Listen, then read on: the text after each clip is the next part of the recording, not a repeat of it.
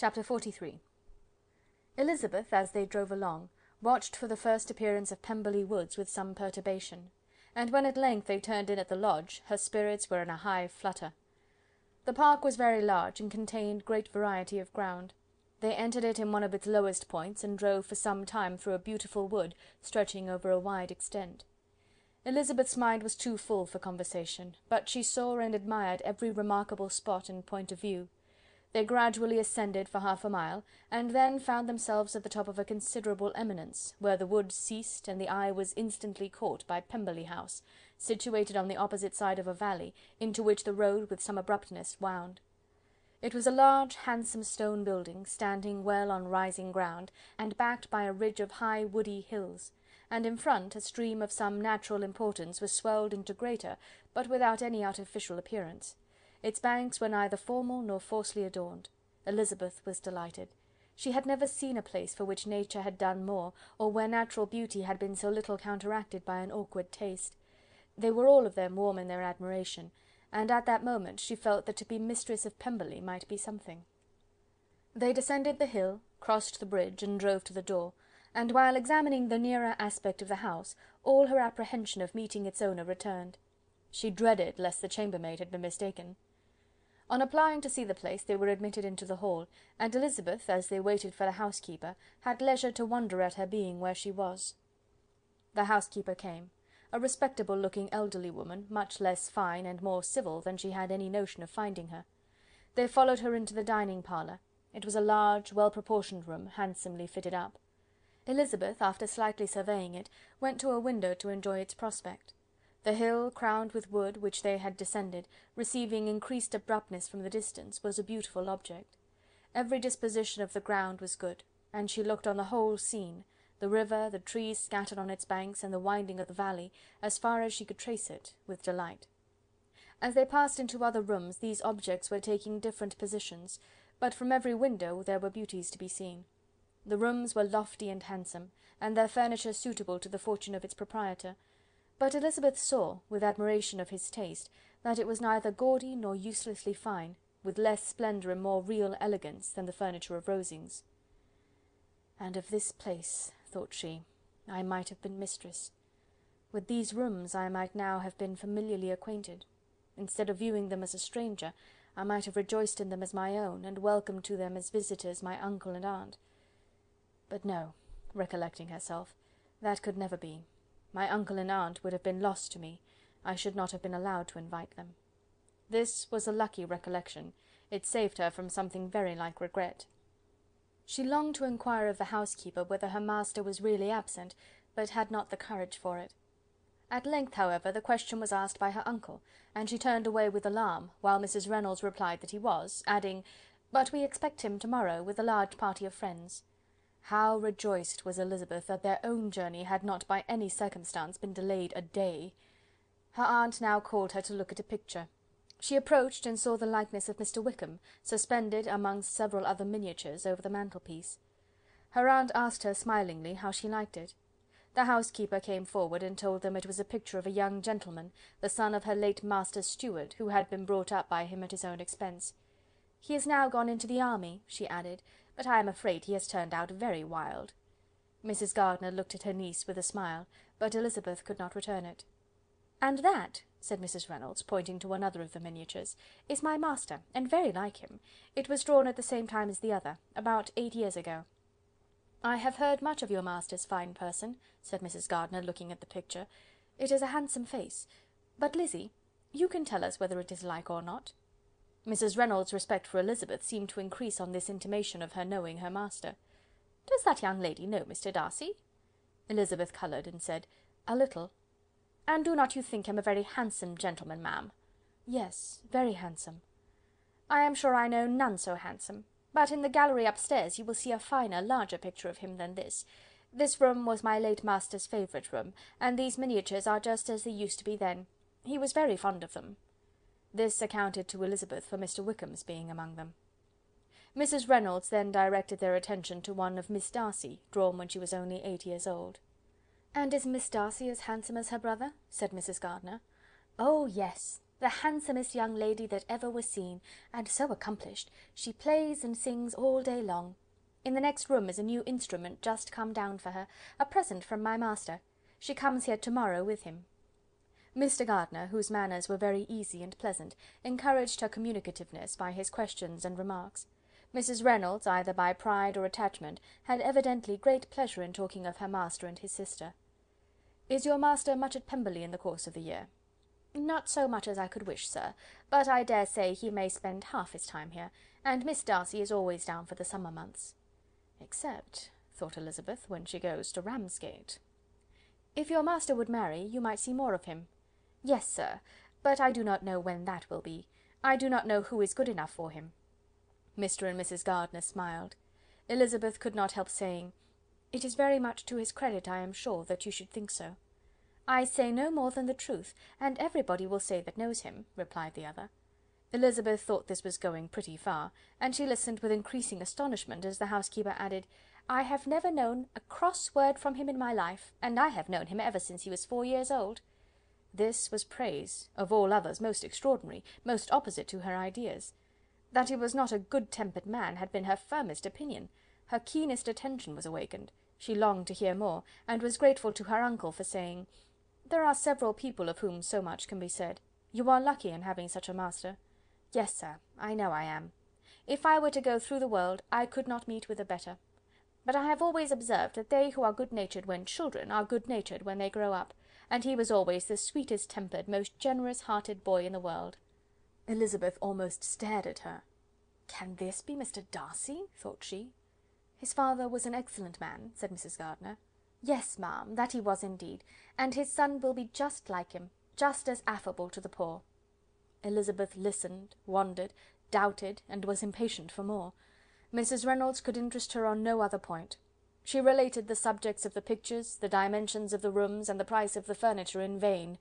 Mr. Gardiner, highly amused by the kind of family prejudice to which he attributed her excessive commendation of her master, soon led again to the subject, and she dwelt with energy on his many merits as they proceeded together up the great staircase. "He is the best landlord and the best master," said she, "that ever lived. Not like the wild young men nowadays, who think of nothing but themselves. There is not one of his tenants or servants but will give him a good name. Some people call him proud, but I am sure I never saw anything of it. To my fancy, it is only because he does not rattle away like other young men." "In what an amiable light does this place him?" thought Elizabeth. "This fine account of him," whispered her aunt as they walked, "is not quite consistent with his behaviour to our poor friend. Perhaps we might be deceived. That is not very likely, our authority was too good."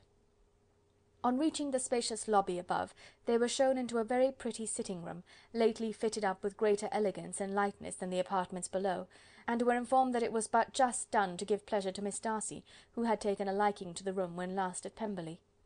"He is certainly a good brother," said Elizabeth, as they walked towards one of the windows. Mrs. Reynolds anticipated Miss Darcy's delight when she should enter the room. "And this is always the way with him," she added. "Whatever can give his sister any pleasure is sure to be done in a moment. There is nothing he would not do for her." The picture gallery and 2 or 3 of the principal bedrooms were all that remained to be shown. In the former were many good paintings, but Elizabeth knew nothing of the art, and from such as had already been visible below, she had willingly turned to look at some drawings of Miss Darcy's, in crayons, whose subjects were usually more interesting and also more intelligible. In the gallery there were many family portraits, but they could have little to fix the attention of a stranger. Elizabeth walked in quest of the only face whose features would be known to her. At last it arrested her, and she beheld a striking resemblance to Mr. Darcy, with such a smile over the face as she remembered to have sometimes seen when he looked at her. She stood several minutes before the picture, in earnest contemplation, and returned to it again before they quitted the gallery. Mrs. Reynolds informed them that it had been taken in his father's lifetime. There was certainly at this moment, in Elizabeth's mind, a more gentle sensation towards the original than she had ever felt at the height of their acquaintance. The commendation bestowed on him by Mrs. Reynolds was of no trifling nature. What praise is more valuable than the praise of an intelligent servant? As a brother, a landlord, a master, she considered how many people's happiness were in his guardianship. How much of pleasure or pain was it in his power to bestow? How much of good or evil must be done by him? Every idea that had been brought forward by the housekeeper was favourable to his character, and as she stood before the canvas on which he was represented, and fixed his eyes upon herself, she thought of his regard with a deeper sentiment of gratitude than it had ever raised before. She remembered its warmth, and softened its impropriety of expression.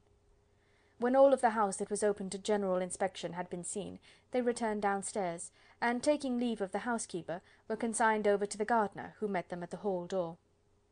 As they walked across the hall towards the river, Elizabeth turned back to look again. Her uncle and aunt stopped also, and while the former was conjecturing as to the date of the building, the owner of it himself suddenly came forward from the road which led behind it to the stables. They were within 20 yards of each other, and so abrupt was his appearance that it was impossible to avoid his sight. Their eyes instantly met, and the cheeks of both were overspread with the deepest blush. He absolutely started, and for a moment seemed immovable from surprise, but shortly recovering himself, advanced towards the party and spoke to Elizabeth, if not in terms of perfect composure, at least of perfect civility. She had instinctively turned away, but, stopping on his approach, received his compliments with an embarrassment impossible to be overcome. Had his first appearance, or his resemblance to the picture they had just been examining, been insufficient to assure the other two that they now saw Mr. Darcy, the gardener's expression of surprise, on beholding his master, must immediately have told it. They stood a little aloof while he was talking to their niece, who, astonished and confused, scarcely dared lift her eyes to his face, and knew not what answer she returned to his civil inquiries after her family. Amazed at the alteration of his manner since they last parted, every sentence that he uttered was increasing her embarrassment, and every idea of the impropriety of her being found there recurring to her mind, the few minutes in which they continued were some of the most uncomfortable in her life. Nor did he seem much more at ease. When he spoke, his accent had none of its usual sedateness, and he repeated his inquiries as to the time of her having left Longbourn, and of her having stayed in Derbyshire so often, and in so hurried a way, as plainly spoke the distraction of his thoughts. At length every idea seemed to fail him, and after standing a few moments without saying a word, he suddenly recollected himself, and took leave. The others then joined her, and expressed admiration of his figure, but Elizabeth heard not a word, and, wholly engrossed by her own feelings, followed them in silence. She was overpowered by shame and vexation. Her coming there was the most unfortunate, the most ill-judged thing in the world. How strange it must appear to him! In what a disgraceful light might it not strike so vain a man! It might seem as if she had purposely thrown herself in his way again. Oh, why did she come? Or why did he thus come a day before he was expected? Had they been only 10 minutes sooner, they could have been beyond the reach of his discrimination, for it was plain that he was that moment arrived, that moment alighted from his horse, or his carriage. She blushed again and again over the perverseness of the meeting, and his behaviour, so strikingly altered, what could it mean? That he should even speak to her was amazing, but to speak with such civility, to inquire after her family, never in her life had she seen his manners so little dignified, never had he spoken with such gentleness as on this unexpected meeting. What a contrast did it offer to his last address in Rosings Park, when he put his letter into her hand! She knew not what to think, or how to account for it. They had now entered a beautiful walk by the side of the water, and every step was bringing forward a nobler fall of ground, or a finer reach of the woods to which they were approaching. But it was some time before Elizabeth was sensible of any of it, and though she answered mechanically to the repeated appeals of her uncle and aunt, and seemed to direct her eyes to such objects as they pointed out, she distinguished no part of the scene. Her thoughts were all fixed on that one spot of Pemberley House, whichever it might be, where Mr. Darcy then was. She longed to know what at the moment was passing in his mind, in what manner he thought of her, and whether, in defiance of everything, she was still dear to him. Perhaps he had been civil only because he felt himself at ease, yet there had been that in his voice which was not like ease. Whether he had felt more of pain or of pleasure in seeing her she could not tell, but he certainly had not seen her with composure. At length, however, the remarks of her companions on her absence of mind aroused her, and she felt the necessity of appearing more like herself. They entered the woods, and bidding adieu to the river for a while, ascended some of the higher grounds. When in spots where the opening of the trees gave the eye power to wander, were many charming views of the valley, the opposite hills with the long range of woods overspreading many, and occasionally part of the stream. Mr. Gardiner expressed a wish of going round the whole park, but feared it might be beyond a walk. With a triumphant smile they were told that it was 10 miles round. It settled the matter, and they pursued the accustomed circuit, which brought them again, after some time, in a descent among hanging woods, to the edge of the water, and one of its narrowest parts. They crossed it by a simple bridge, in character with the general air of the scene.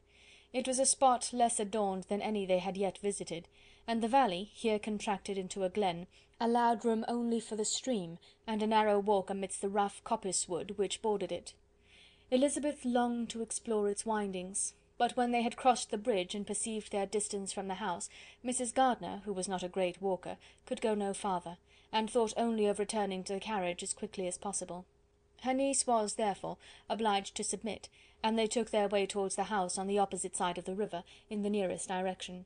But their progress was slow, for Mr. Gardiner, though seldom able to indulge the taste, was very fond of fishing, and was so much engaged in watching the occasional appearance of some trout in the water, and talking to the man about them, that he advanced but little. Whilst wandering on in this slow manner, they were again surprised, and Elizabeth's astonishment was quite equal to what it had been at first, by the sight of Mr. Darcy approaching them, and at no great distance. The walk here being less sheltered than on the other side, allowed them to see him before they met. Elizabeth, however astonished, was at least more prepared for an interview than before, and resolved to appear and to speak with calmness, if he really intended to meet them. For a few moments, indeed, she felt that he would probably strike into some other path. The idea lasted while a turning in the walk concealed him from their view. The turning past, he was immediately before them. With a glance she saw that he had lost none of his recent civility, and to imitate his politeness she began, as they met, to admire the beauty of the place. But she had not got beyond the words delightful and charming, when some unlucky recollections obtruded, and she fancied that praise of Pemberley from her might be mischievously construed. Her colour changed, and she said no more. Mrs. Gardiner was standing a little behind, and on her pausing, he asked her if she would do him the honour of introducing him to her friends. This was a stroke of civility for which she was quite unprepared, and she could hardly suppress a smile at his being now seeking the acquaintance of some of those very people against whom his pride had revolted in his offer to herself. What will be his surprise, thought she, when he knows who they are? He takes them now for people of fashion. The introduction, however, was immediately made, and as she named their relationship to herself, she stole a sly look at him, to see how he bore it, and was not without the expectation of his decamping as fast as he could from such disgraceful companions. That he was surprised by the connection was evident.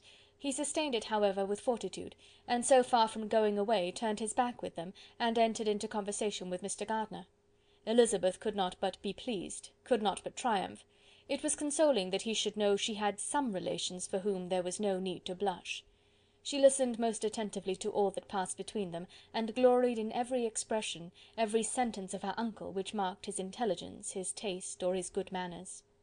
The conversation soon turned upon fishing, and she heard Mr. Darcy invite him, with the greatest civility, to fish there as often as he chose while he continued in the neighbourhood, offering at the same time to supply him with fishing tackle, and pointing out those parts of the stream where there was usually most sport. Mrs. Gardiner, who was walking arm in arm with Elizabeth, gave her a look of expressive wonder. Elizabeth said nothing, but it gratified her exceedingly. The compliment must be all for herself. The astonishment, however, was extreme, and continually was she repeating, "Why is he so altered? From what can it proceed? It cannot be for me. It cannot be for my sake that his manners are thus softened. My reproofs at Hunsford could not work such a change as this. It is impossible that he should still love me." After walking some time in this way, the two ladies in front, the two gentlemen behind, on resuming their places, after descending to the brink of the river, for the better inspection of some curious water plant, there chanced to be a little alteration. It originated in Mrs. Gardiner, who, fatigued by the exercise of the morning, found Elizabeth's arm inadequate to her support, and consequently preferred her husband's. Mr. Darcy took her place by her niece, and they walked on together. After a short silence, the lady first spoke. She wished him to know that she had been assured of his absence before she came to the place, and accordingly began by observing that his arrival had been very unexpected, "for your housekeeper," she added, "informed us that you would certainly not be here till to-morrow, and indeed, before we left Bakewell, we understood that you were not immediately expected in the country." He acknowledged the truth of it all, and said that business with his steward had occasioned his coming forward a few hours before the rest of the party with whom he had been travelling. "They will join me early to-morrow," he continued, "and among them are some who will claim an acquaintance with you, Mr. Bingley and his sisters." Elizabeth answered only by a slight bow. Her thoughts were instantly driven back to the time when Mr. Bingley's name had been the last mentioned between them, and if she might judge by his complexion, his mind was not very differently engaged. "There is also one other person in the party," he continued after a pause, "who more particularly wishes to be known to you. Will you allow me, or do I ask too much, to introduce my sister to your acquaintance during your stay at Lambton?" The surprise of such an application was great indeed. It was too great for her to know in what manner she acceded to it. She immediately felt that whatever desire Miss Darcy might have of being acquainted with her must be the work of her brother, and, without looking farther, it was satisfactory. It was gratifying to know that his resentment had not made him think really ill of her. They now walked on in silence, each of them deep in thought. Elizabeth was not comfortable. That was impossible, but she was flattered and pleased. His wish of introducing his sister to her was a compliment of the highest kind. They soon outstripped the others, and when they had reached the carriage, Mr. and Mrs. Gardiner were half a quarter of a mile behind. He then asked her to walk into the house, but she declared herself not tired, and they stood together on the lawn. At such a time much might have been said, and silence was very awkward. She wanted to talk, but there seemed to be an embargo on every subject. At last she recollected that she had been travelling, and they talked of Matlock and Dovedale with great perseverance. Yet time and her aunt moved slowly, and her patience and her ideas were nearly worn out before the tete-a-tete was over. On Mr. and Mrs. Gardiner's coming up, they were all pressed to go into the house and take some refreshment, but this was declined, and they parted on each side with utmost politeness. Mr. Darcy handed the ladies into the carriage, and when it drove off, Elizabeth saw him walking slowly towards the house. The observations of her aunt and uncle now began, and each of them pronounced him to be infinitely superior to anything they had expected. "He is perfectly well behaved, polite, and unassuming," said her uncle. "There is something a little stately in him, to be sure," replied her aunt, "but it is confined to his air, and is not unbecoming. I can now say with his housekeeper, that though some people may call him proud, I have seen nothing of it. I was never more surprised by his behaviour to us. It was more than civil, it was really attentive, and there was no necessity for such attention. His acquaintance with Elizabeth was very trifling." "To be sure, Lizzy," said her aunt, "he is not so handsome as Wickham, or rather, he has not Wickham's countenance, for his features are perfectly good. But how came you to tell me that he was so disagreeable?" Elizabeth excused herself as well as she could, said that she had liked him better when they had met in Kent than before, and that she had never seen him so pleasant as this morning. "But perhaps he may be a little whimsical in his civilities," replied her uncle. "Your great men often are, and therefore I shall not take him at his word, as he might change his mind another day and warn me off his grounds." Elizabeth felt that they had entirely misunderstood his character, but said nothing. "From what we have seen of him," continued Mrs. Gardiner, "I really should not have thought that he could have behaved in so cruel a way by anybody as he has done by poor Wickham. He has not an ill-natured look. On the contrary, there is something pleasing about his mouth when he speaks, and there is something of dignity in his countenance that would not give one an unfavourable idea of his heart. But, to be sure, the good lady who showed us his house did give him a most flaming character. I could hardly help laughing aloud sometimes. But he is a liberal master, I suppose, and that, in the eye of a servant, comprehends every virtue." Elizabeth here felt herself called on to say something in vindication of his behaviour to Wickham, and therefore gave them to understand, in as guarded a manner as she could, that, by what she had heard from his relations in Kent, his actions were capable of a very different construction, and that his character was by no means so faulty, nor Wickham's so amiable, as they had been considered in Hertfordshire. In confirmation of this, she related the particulars of all the pecuniary transactions in which they had been connected, without actually naming her authority, but stating it to be such as might be relied on. Mrs. Gardiner was surprised and concerned, but as they were now approaching the scene of her former pleasures, every idea gave way to the charm of recollection, and she was too much engaged in pointing out to her husband all the interesting spots in its environs to think of anything else. Fatigued as she had been by the morning's walk, they had no sooner dined than she set off again in quest of her former acquaintance, and the evening was spent in the satisfactions of an intercourse renewed after many years' discontinuance. The occurrences of the day were too full of interest to leave Elizabeth much attention for any of these new friends, and she could do nothing but think, and think with wonder, of Mr. Darcy's civility, and above all, of his wishing her to be acquainted with his sister. Chapter 43.